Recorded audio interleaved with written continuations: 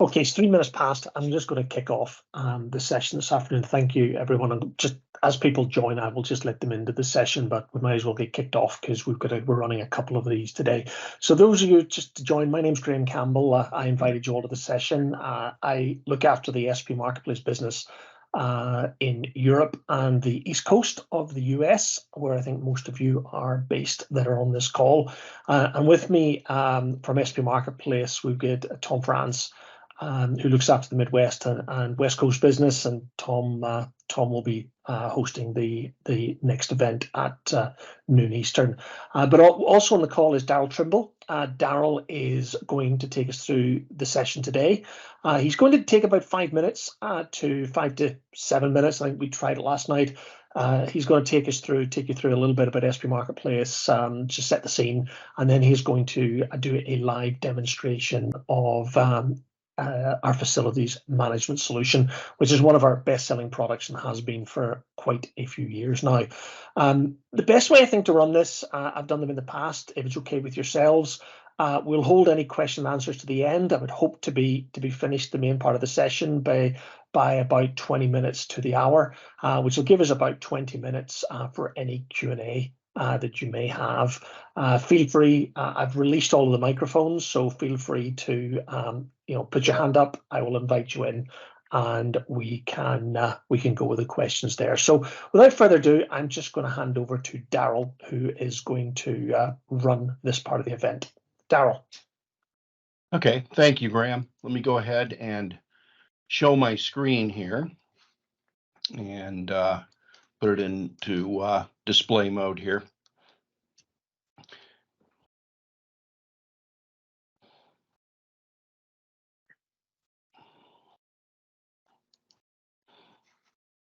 All right, welcome to the Automate Facilities on Office 365 webinar. Today, what we're going to be covering is just a quick overview of who we are at SP Marketplace. Then we'll talk a little bit about some of the challenges in facilities management and the different things that we see a lot of our customers have to deal with.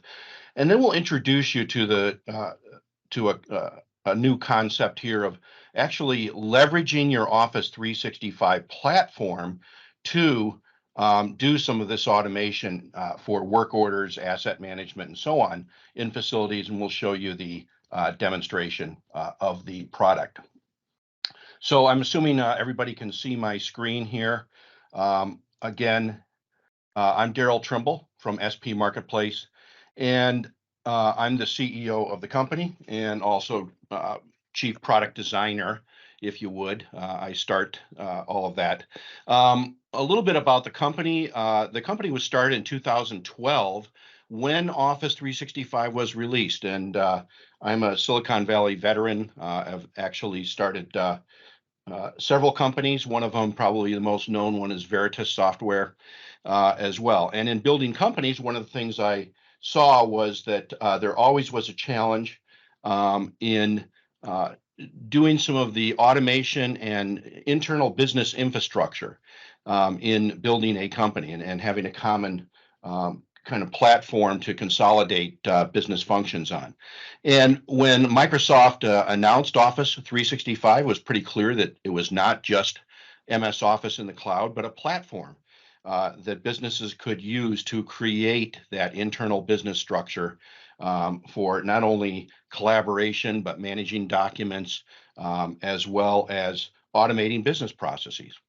Now, one of the things that we have known for years that Microsoft provides the platforms oftentimes for these type of things, and then sometimes leaves it to the customers to build the solutions on the platforms.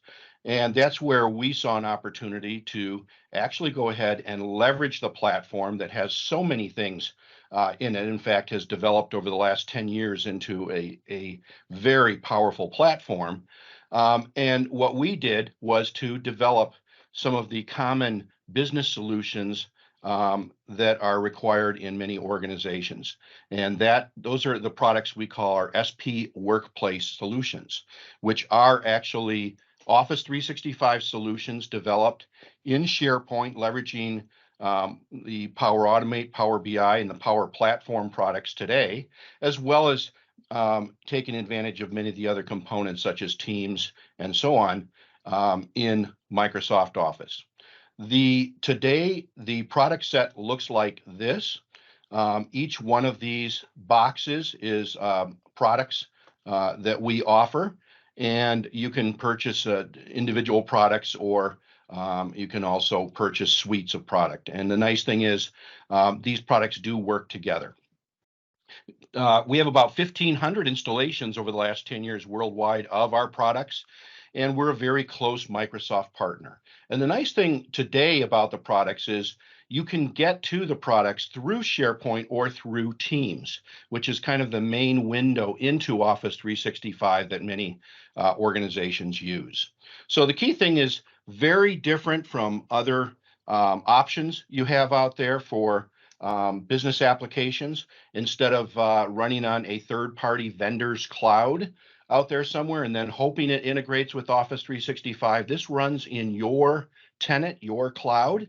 So you control the data. You also can control the application, because you're not sharing the application with 1,000 other people in that vendor cloud. You're running in your cloud. So that also means it's 100% customizable to your needs. So it's really leveraging something that you already have in your organization. You'll also find the pricing is less than many other products, because it's built on something you already own as well, and we don't have to develop all those pieces because Microsoft already has. So that's an overview of SP Marketplace, and what we're going to be focusing today on is our facilities management product and how we leverage Office 365 to automate some of the processes around the facilities management function. So if we take a look at facilities management, there's many aspects to it, and you all know that better than anybody. There's always something going on. There's always emergencies. There's always needs. There's always requests, along with all the ongoing work of maintenance on assets, recurring service orders, those type of things as well.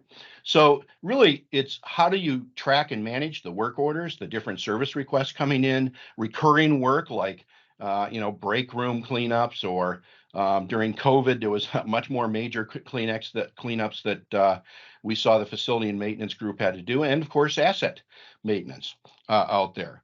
The other challenge is how do you assign and schedule your resources? And it's not like you have tons of resources running around, so you want to make sure that they're assigned to the highest priority items and work orders, and where you have to use contractors for electrical or HVAC or whatever it might be. How do you bring those contractors in and track those just like your resources? How do you track what equipment is being used? And then it doesn't just end with the daily operations. There are regulatory reports often, maybe around safety, maybe around other things. There's invoices and supplies. There's contracts with vendors. There's managing your budgets.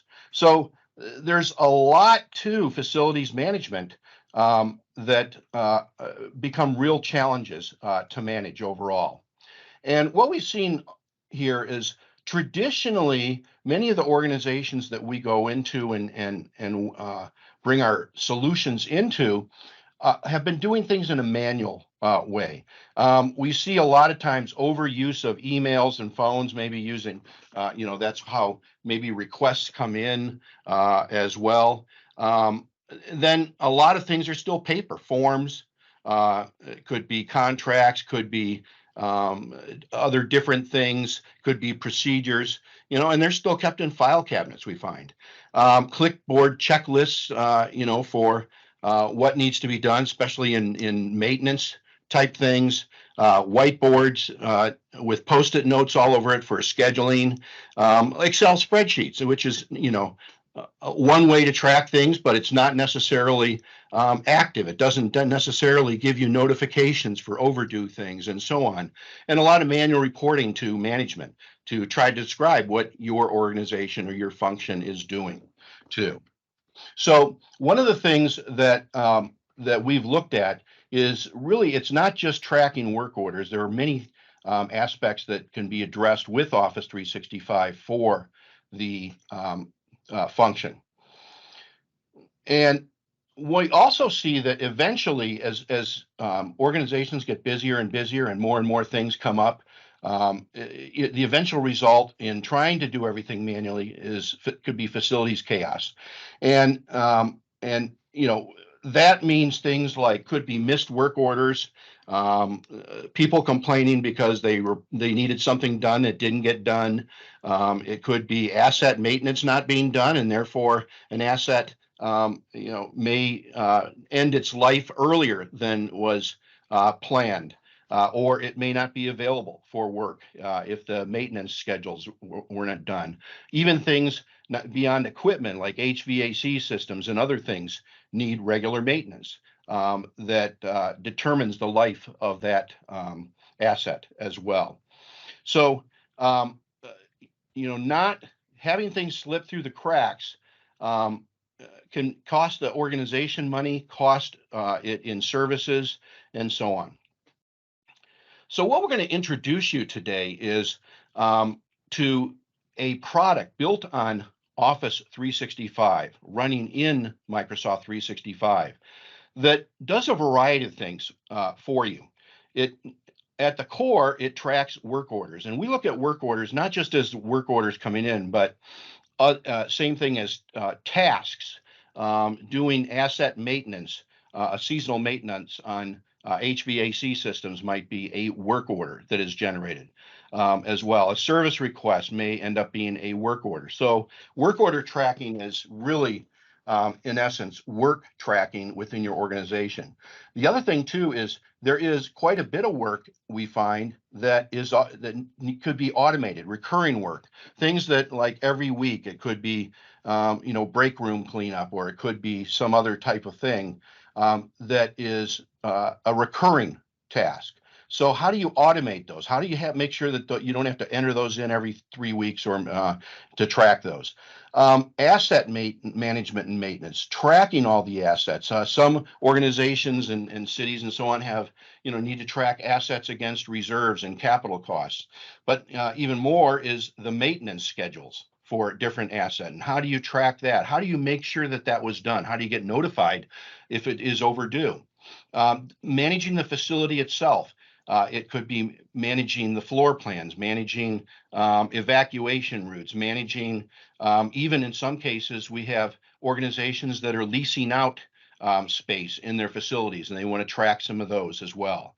There's contractor and vendor management. When you have a work order, what if the work order is such that you're going to need to bring in an outside contractor partner to do that work? Can you actually track that contractor? Can you track all the different work that the contractor's done for you, as well as vendor management, vendors being asset vendors and so on, and being able to, immediately see all the assets you have from a single vendor.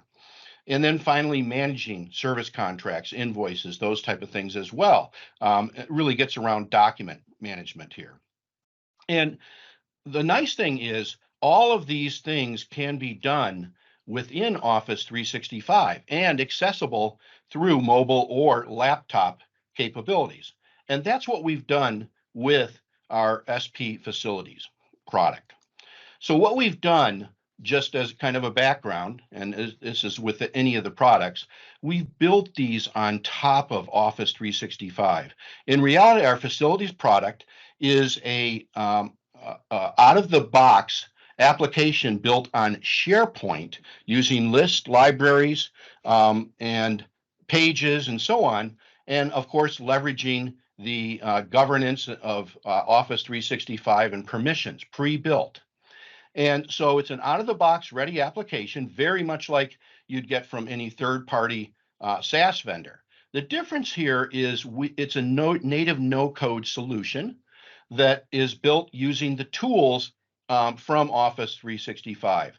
And it's built using SharePoint, the Power Platform, Power Automate, Power BI, and Power and the apps.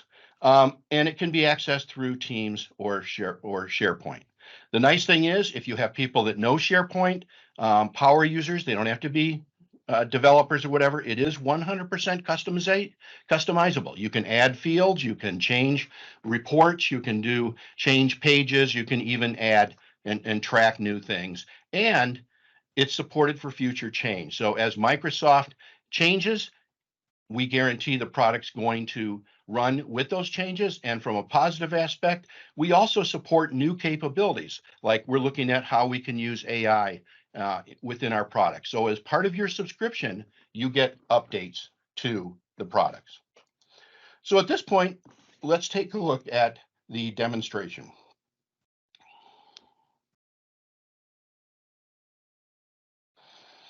Okay, I am in Office 365. You can see here's the different applications out here. And in this case, I'm in SharePoint. And this is a SharePoint site. Now, all of our products, including facilities, we build with think of looking at different roles for people and presenting different things for different roles. So I'm coming in here as actually an admin. You can see that I can get to the admin. But what will happen is the interface and the portal will change depending on my role. So what I'm looking at here is the facilities staff portal. This is kind of the homepage for the facilities staff. But what I'm going to do is actually change it, and I'm going to come in as an employee. Okay, and this would be somebody that would be requesting your services or letting you know that there are different things. It also might be somebody looking to consume different documents or policies or those type of things too. So if I come in my role as an end user or your internal customer, this is what I would see. I would not necessarily see this left-hand menu. It just would take me too long to sign into all the different roles, but they would have a My Facilities portal. And this is accessible through SharePoint. You can get to it from if you have an intranet, you can have a link to this from your intranet. It can also be accessed through Teams. So there is an app, My Facilities app, that they can also get to this My Facilities portal. Now from here, an end user can do several things. And by the way, if this was in mobile, you would see it automatically have a responsive mobile capability too, and you get to it through SharePoint Mobile. On this page is the ability to submit a new work order request, the knowledge base to actually look up frequently asked questions, useful documents. This could be things like floor plans, evacuation routes, those type of things too. There also is the ability to put announcements out here, and these announcements can also be emailed out as well. And there's department news, which you can add in different things, such here we see the public safety shut off and so on. And by the way, my scenario company is a commercial solar company, regional commercial solar company here. And you could also have events here. So this could be, different types of events that may be happening. And the nice thing too is a user can see their work orders that they have submitted and what the status is, and they can even contact the facility staff just by hovering over a person here. So think of this not just as a place to submit work orders, but also a place to get information and a communication point from facilities out to the rest of the organization. So the first thing I'm going to do here is show how an employee can submit a work order request. So I'm going to press on New Work Order, and what it'll do is bring up the work order request screen. Okay, and one of the things that we do is we enhance SharePoint with enhanced forms. Now, even the forms are user-based, okay, or role-based. So if I am a end user, I just see the simple form, general form. The rest of these would not be seen. So I could go in and say, for instance, he is out in the conference room. I can identify the facility because we cross-reference different facilities that you may have. They can choose that. They can even state the location. And this is the main floor conference room. It automatically knows who the requester is. If it's an external user or somebody coming in, or you get a phone call from, say, an external a user that is maybe a rentor or something like that, you can also fill this information out if they're not a 365 user. I can then go in and select, okay, this is a building issue, and it is heating and cooling, okay, and I could go in and describe heat is out in conference room, comma, we have a sales meeting Friday and need to get this fixed. Okay, so this is an example of a request type thing. I could also do an attachment of, pictures, those type of things. And if I hit this as a user, it will just ask me to upload an image here as well. But this is all there is to submitting this, and I hit save. And now this has gone into the system, and instead of getting phone calls or whatever, it's registered and it's tracked in the My Work Orders area here too. And I can see the status of it, so I don't have to call you and bother you to find out what is going on. It also automatically leverages email and Outlook to send out things for the different types of notifications. So I will go and show you some examples of that here. So it will be something like this. You will get a thank you to the end user, and then also it will send a email to staff, whoever is managing the work orders, that a new work order has been in, and you can link right to the work order from your email as well. As I said, also, if I needed to get useful docs, instead of them calling and saying, where can I find the latest evacuation map or forms, they can go here, they can do searches, and they can, for instance, go in and select the different things here as well. Here's a building security policy, for instance, and I can just click on that and open that up. So the My Facilities portal is really about giving your customers the things they need to do to interact with the facilities group. So at this point, I will go in, and we're going to change the role. I'm going to now come in, and I'm going to be part of the facilities staff.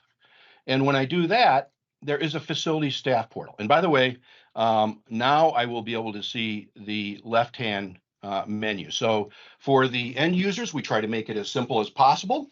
And for the facility staff, it's really giving you what you need to manage facilities, as well as if you're out in the field, to be able to get to your assigned work orders and so on. So for the facility staff, this is the home page. You can see that we have separate staff announcements. This is also useful, by the way, if you have people in multiple locations. Staff news, the same as we saw on the other page. And then I can see a staff calendar for staff meetings, unassigned work orders, those type of things too. You can also get to this staff page through Teams, and if you have a facilities team out there as well. The things that we're tracking are you can if you're taking a phone call, you can just click here and fill out a new work order for a user. Here's a list of all the work orders of all the facilities, the assets. We have facilities documents. This happens to be Elisa's library we added. And there's a dashboard as well, which we'll take a look at in a moment. But let's take it through the work order cycle. So here we see all work orders, and I could have also clicked on the work order icon.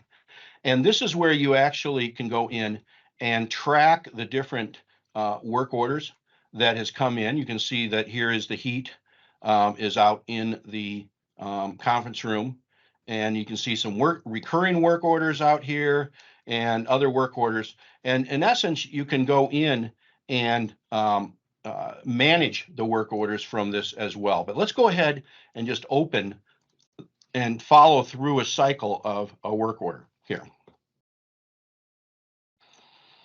All right, so I'm in the work order and I can see all the information that was put in. If there was any attachments, they'd be linked here. They could attach forms and so on if you have electronic forms. Details and status. This is where we actually assign the work order. We can actually put a request type. This was a problem. This is for reporting purposes. I'm going to assign this to Jeff here.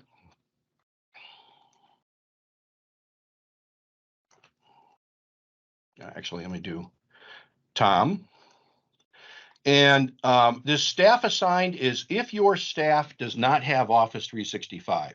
In other words, we do have companies that the staff doesn't have Office 365. They're out in the field. They don't need it, but they may have a cell phone. This is where you can actually select staff and it will send an email or a text to the cell phone.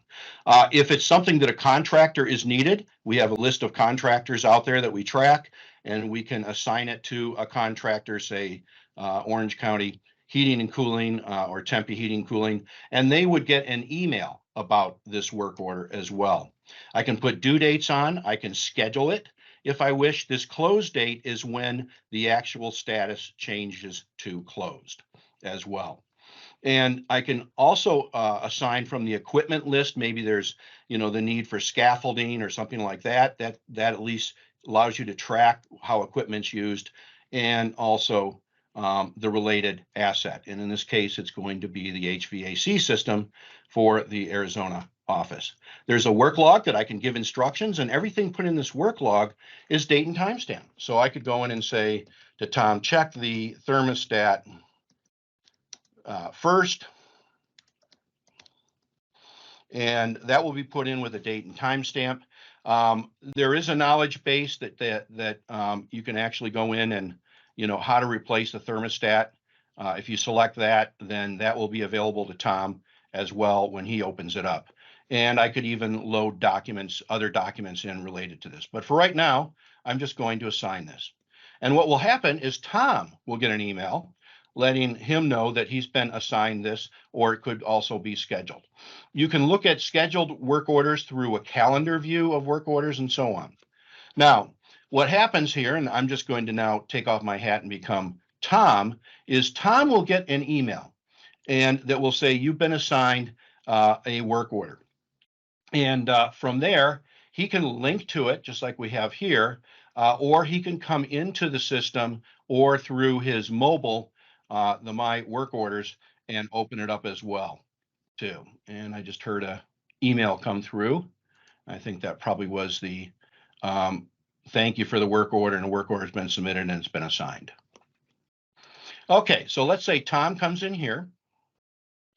He can go in and he sees the work order.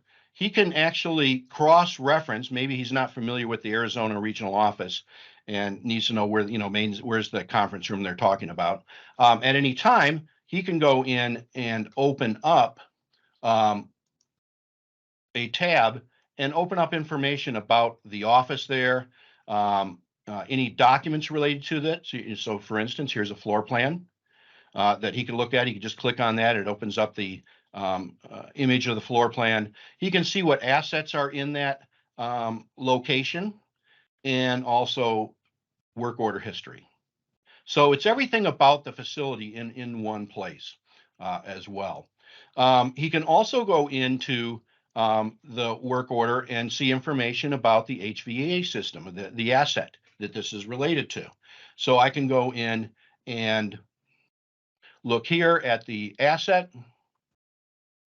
Okay, and any asset information. There's also pictures of assets in here, but I could see the history of the asset, when it was purchased, the maintenance log, because this also is under the seasonal maintenance tracking that's been done. We can see that it hasn't been done for a little while. I could see all related work orders for this asset as well. There's something called change requests, which would be major changes that have to be approved, like if you had to, replace a condenser or something major with it as well. And I can also see any documents related to this asset. So the nice thing is we call this the super view. From a work order, you can get to all information related to the work order, whether it be assets or whether it be related to the facility itself. So with that, and taking a look at that information, Tom goes in, he says, okay, I'm ready to do this. I'm out at the site here as well. And so I'm going in and I'm checking the thermostat. So he's in the work order here. And again, he can do this over the phone. It's actually a smaller, you don't have to have all this information for the work order. You can go right in and look at it. But here he's going to go in and say, need to replace thermostat. And you can see its date and time stamped. Then he's also going to go in and create a task for somebody to order a thermostat. So there is actually task tracking, and I'm going to add a new task, and I'm going to say, order new Honeywell thermostat. I could put in a detailed description of what I need, and then I can actually assign that to, and maybe Linda is our administrator that would do this.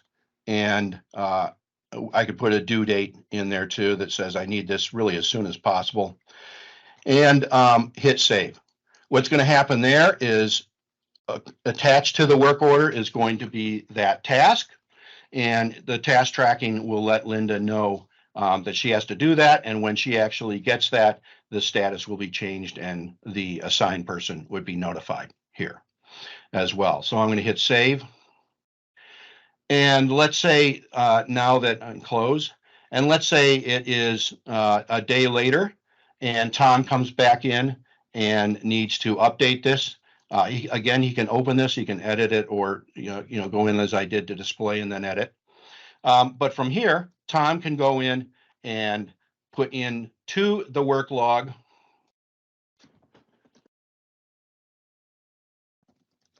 replaced thermostat.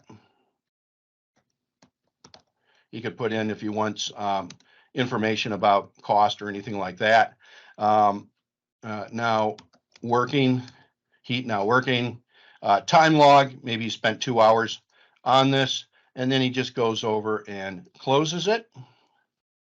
And it will automatically populate into the due date.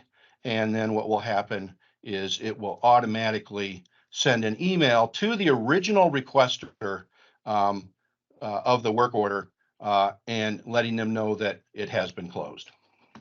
So that's an example of an on-request work order. And I'll just stop for a second. Graham, is there any, have we had any questions or anything so far? You're on mute. Yeah. I haven't seen any. This is Tom. Okay. Okay. Very good. All right. So that's an example of a work order.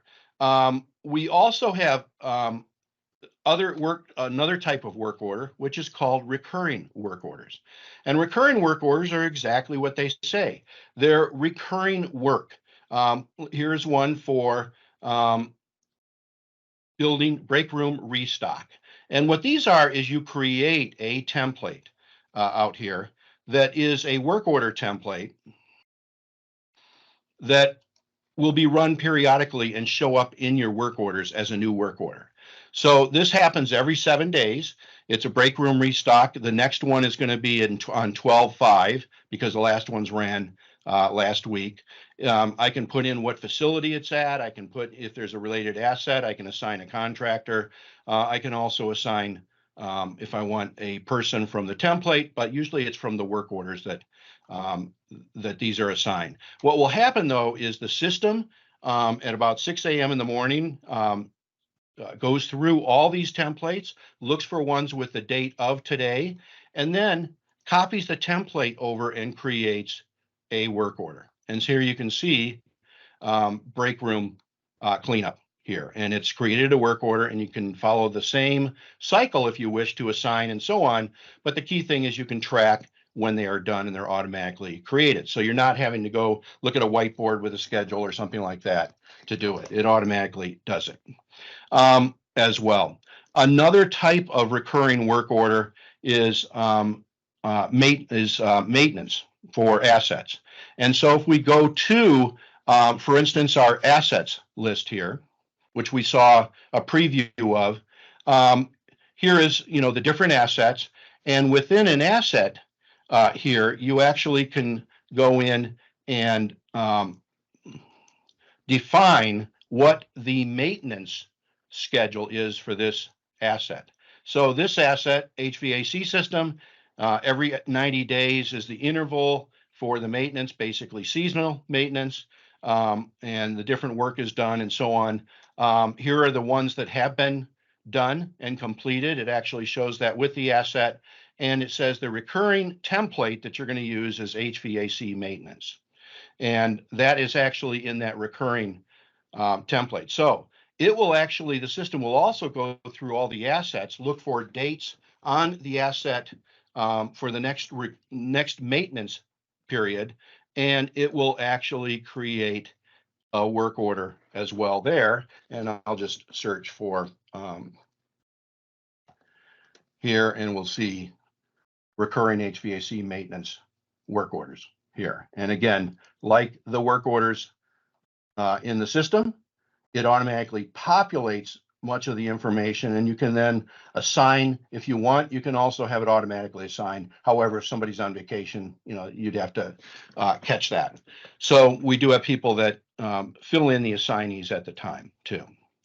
So those are the different types of work orders that we have out here. And what we can see here, and it's a little bit tough with this screen, I'm not sure why it's kind of cutting it off here, is we can see the different work orders that are going on. Let me just do this. There we go. See the different work orders. We also have different views. You can also search work orders. You can see I just did that here. But we also have different views. So I could see all work orders by facility here. I can go in and you can see, by the way, when due dates are overdue for certain things. I can see them by month, by asset, by requester, even by contractors. Show me all the ones that were assigned to a certain contractor here as well. And so because it is SharePoint, you can go in and create your own views here. There's even a calendar view of scheduled work as well that you can look at for work orders too. So again, because it is SharePoint, you can design your own views. You can even do things like moving things around. If I wanted to move this over here, I can do that. And also it has totals. You can see total count of work orders. Over here, you can see some of time logs and so on as well too. So managing work orders is very easy. And you can even go in and take advantage of some of the Office 365 capabilities, like setting a reminder on work orders and having somebody else notified. You can set rules up as far as, when something's closed, maybe you want somebody else to also be notified, perhaps an executive or something like that too. So key thing here is it gives you a full work order system that is integrated with your asset management, your facilities management, and task tracking as well within your group. So from there, we'll take a look at one other thing here too.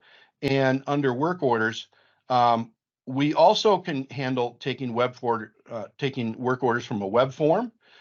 There's the field service view, which it's a little harder to show in this, but on a phone, and I can go in and see my work orders, any facilities and assets, and see my orders on a phone or tablet as well too.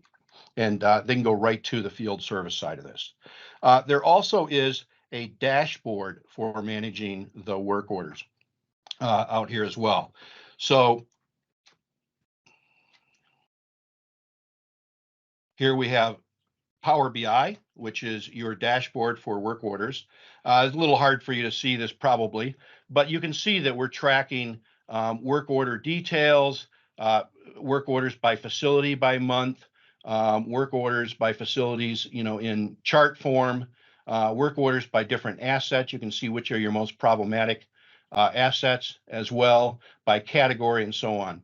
And everything is dynamic. So if I wanted to see work orders just for the regional office, Arizona office, I do that, and everything is then filtered to that as well. And I can do that for time frames and so on, different categories of work orders. And I can even go into details. So show me all the work orders maybe related to office maintenance. And there I can see the details in that. So that allows you to very easily go in and let your management know what is going on with the different work orders. So with that, that is in essence work order processing. Now, we said it's customizable. So one of the things too is at any time, especially if you have people that know SharePoint or Office 365, you can change columns. You've seen how you can change report views, but you can actually add fields and take away fields and so on. For instance, maybe you have a region instead of just facility location or campus. You could add a campus field and have it reference a set of campuses and so on as well. Now let's get into we've seen assets, and you can go in and take a look at assets. You can look at them in by facility, by status, by type of assets. Show me all the assets with maintenance due. The assets maintenance calendar can also be done here too. Available assets, this would be ones that might be check-in, check-out assets as well. Type of thing. And we don't have a check-in and check-out function built into the product for assets, but we have done custom where we've added that as a function. And contractors. This is where you can put in, a lot of organizations have relationships with contractors for, HVAC services in Southern California here. And this is what the work orders cross-reference, but this is also how it sends emails and information to the contractors as well. Also you can track and rate the contractors. You can go in and see all work orders from this contractor when you're reviewing annually, perhaps the contract with that contractor as well too. And the other thing we have is facilities documents. This is where we were cross-referencing things like floor plans, other things like that, or also we have could be manuals for different assets, warranties for different assets as well too. And so we also have separate documents libraries for things like policies, procedures, contracts, and so on. And you can even track and get notifications about when the renewal dates are coming up for those documents as well. So that covers kind of the administrative side of tracking some of the paperwork and contracts, and we even see invoices put in here as well too. And we also manage and track vendors. And you can also, when we were in the assets list, you can cross-reference the asset with a vendor. So, if I wanted to see all HVAC systems from, maybe there was a recall or something like that from American Standard or Brewer Refrigeration, I can go in here and have a cross-reference to all assets from Brewer as well too.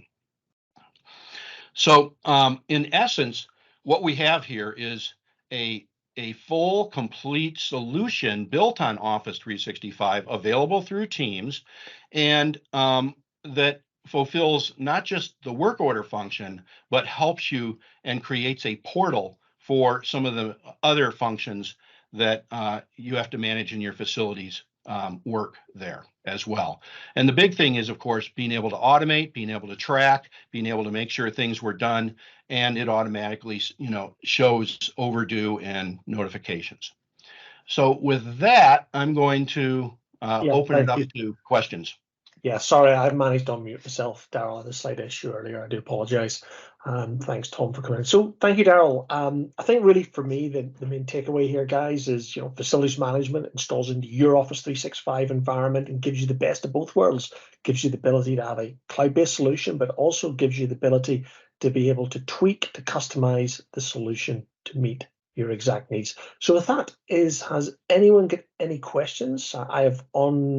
I've released everybody's mic, just feel free to ask away.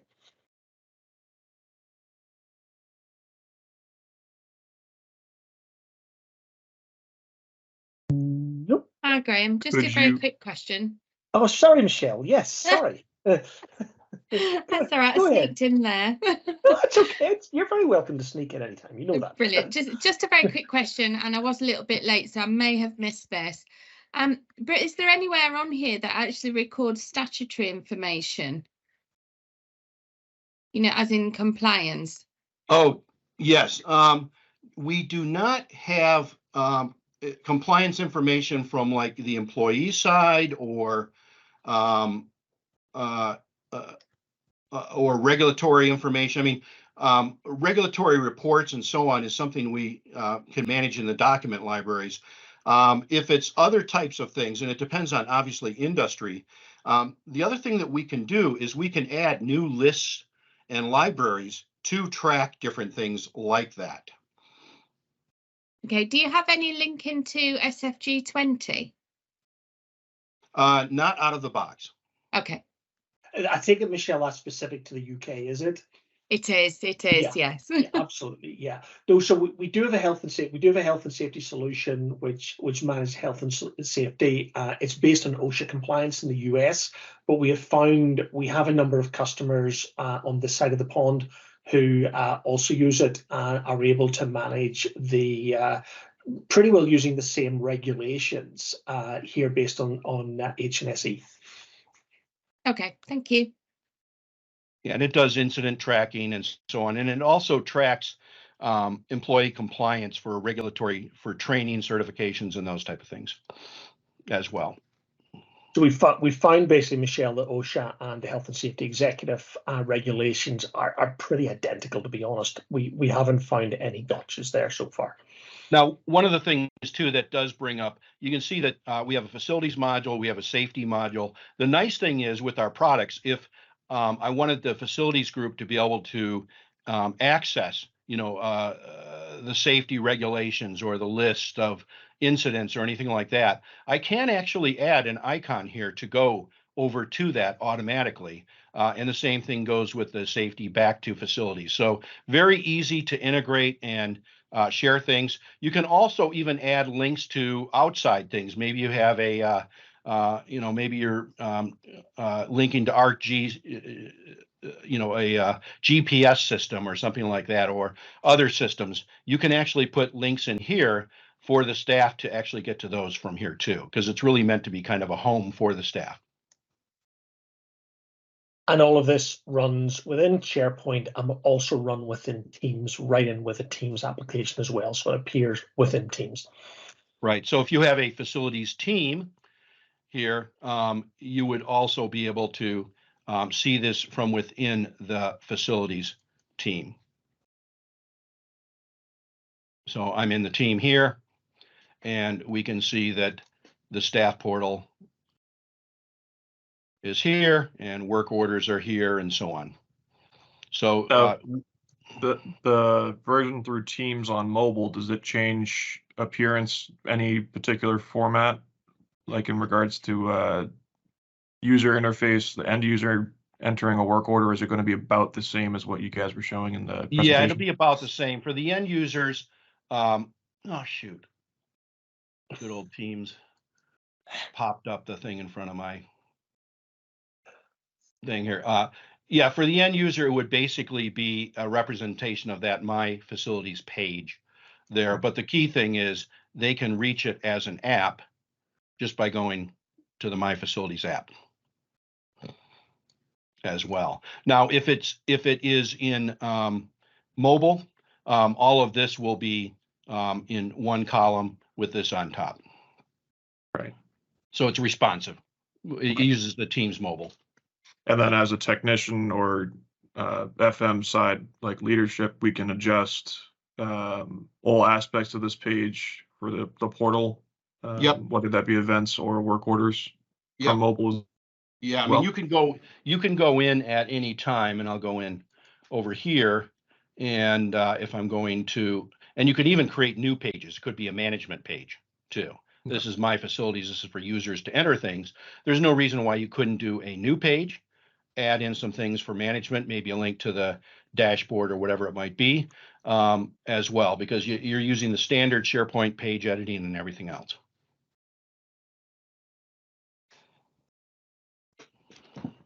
Okay, did that answer your question? Yes. Okay. Yeah, thank you. Any other questions? Okay, just some extra information on how this is actually, we actually provision this or install it, if you would, into your Office 365 tenant, into your SharePoint. It runs in its own SharePoint site collection.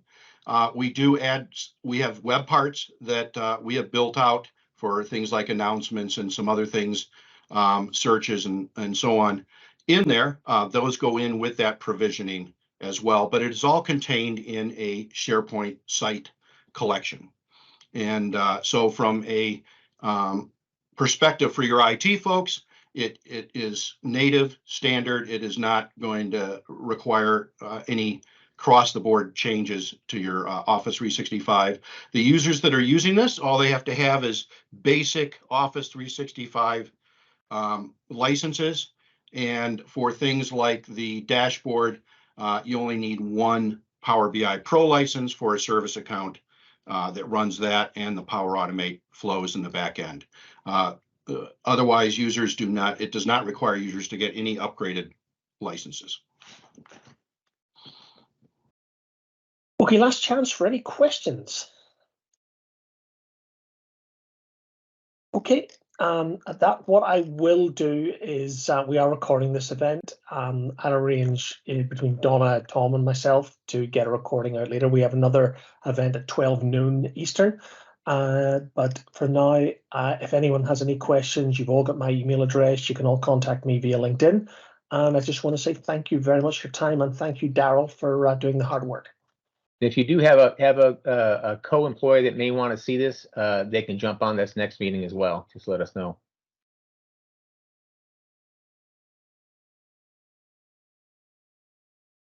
Okay, thank you all. Okay, thank you Thanks, very much, everybody. everybody.